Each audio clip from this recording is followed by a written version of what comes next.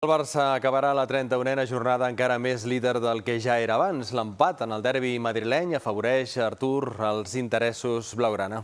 Així de Ramon, probablement era el resultat que més convenia al Barça. L'empat descarta definitivament el Real Madrid de la lluita pel títol, si no ho estava ja, i allunya fins a l'infinit l'Atlètic. Cristiano ha avançat els blancs i Griezmann ha firmat una igualada que no satisfà cap dels dos equips.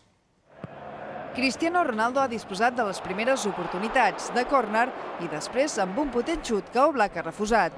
L'Atlètic de Madrid ha intentat equilibrar el partit i Diego Costa ha disposat de la primera acció clara de perill, una pilota que reclamava un Griezmann completament sol. Abans del descans hi ha hagut una doble ocasió dels de Zidane. Marcelo ha enviat la pilota al pal i després el xut potent de Carvajal ha acabat a córner. Els gols han arribat a la segona part. El Madrid s'ha avançat amb una volea imparable de Cristiano Ronaldo que ha engaltat a la primera la centrada de Bale. 4 minuts després, l'Atlètic ha empatat. Ha estat a través de Griezmann, amb una bona combinació amb Vitolo, la sorpresa a l'11 titular.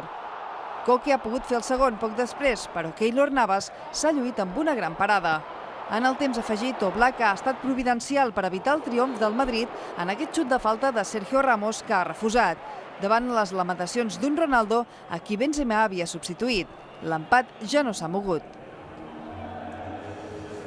Doncs després d'aquest partit, el Barça incrementa en 2 punts l'avantatge respecte als immediats perseguidors. 79 punts tenen els blaugranes, 11 més que l'Atlètic de Madrid i 15 sobre el Real Madrid, que es veurà superat pel València si els de Marcelino, que tenen encara un partit menys, superen l'Espanyol.